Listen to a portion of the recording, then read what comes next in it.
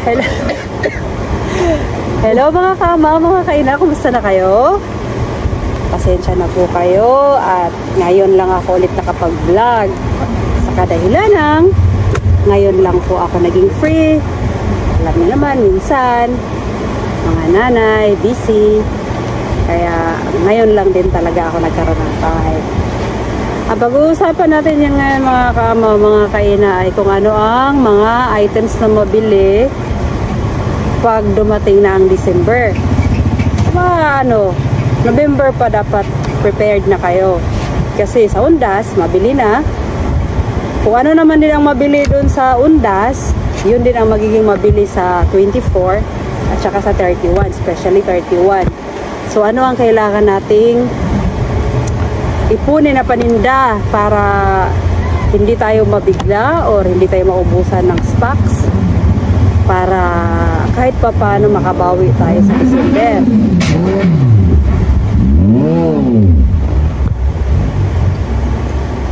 Makabawi tayo sa December. Ngayon, ang magandang natin mga kaama, mga kaina is yung mga aluminum foil.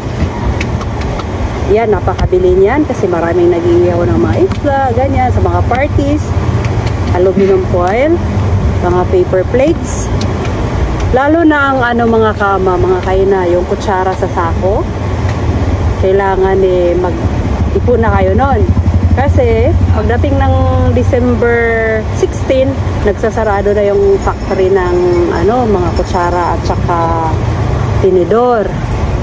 Ngayon, hindi ka na siyempre makakabili at saka minsan, mas mataas na rin. Kaya dapat November or first week pa lang ng December, kailangan meron na kayong stock noon. Pagkatapos, yung mga aluminum tray, yung mga lagayan, mga kagaya nito. Tingnan lang mga kaama, mga kaina. Kagaya nito. Mga iba't ibang size nito, kailangan meron na kayo. Nito November pa lang dapat meron na kayong stock nito. Yan.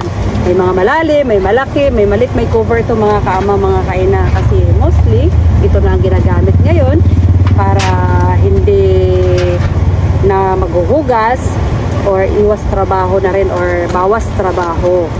Pagkatapos, marami mga kaama, mga kaina ang pwedeng i-stock natin sa November pa lang, kagaya ng mga food keeper at saka ano pa ba? Hindi pwedeng itlog, hindi rin pwedeng niyog kasi nasisira sila. Dapat yung mga i-impact natin is yung hindi nasisira. Ano pa? Uling. Maganda din mag-imbak kayo ng uling kasi pagdating ng may mga occasion, mabili din yun. Minsan sako-sako pa. Repack mabili din. At saka asukal okay din. Kasi okay naman ang asukal. Umaabot man yan ng 1 buwan. Pero hindi lang dapat lalagpas ng 1 buwan. Kasi nagtutunaw din siya, nagbabasa. At saka mantika, tumataas din pagdating ng December. Kaya kailangan, kung meron naman kayo mga extra dyan, mag-stock na kayo. Dahil ang laki din ang itinataas. So, kung makain ba kayo ng mas maaga, syempre, kahit papano, pag tumataas, kahit papano, nadadagdagan din yung tubo ninyo. Pagkatapos, ano pa ba ang tumataas sa December? Yun lang, pati yung mga bilao, mga kama, mga kaina, mas ngayon ang plastic, mas mabili kaysa sa doon sa kawayan. Pero meron din akong kawayan. Yung mga bilao, lahat ng sizes, hindi naman sobrang laki, kagaya ng number 20, hindi na siya ganun kabili. Yung 18 pababa hanggang number 10, mabili yan.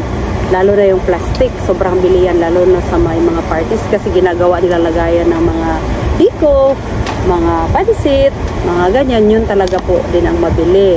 At saka stick, mabili din yan. Dapat hinahanda na natin yan November pa lang. para kahit paano hindi na tayo mahirapan sa yung 1 week before na yung occasion, ang hirap na kumuha ng stock. Kaya yan ang maganda nating ipunin. November pa lang dapat mag-start na kayo. Kaya maraming salamat sa panonood. Sana may nakuha kayong idea sa shinare ko sa inyo. Maraming salamat sa panonood. Ingat po kayo.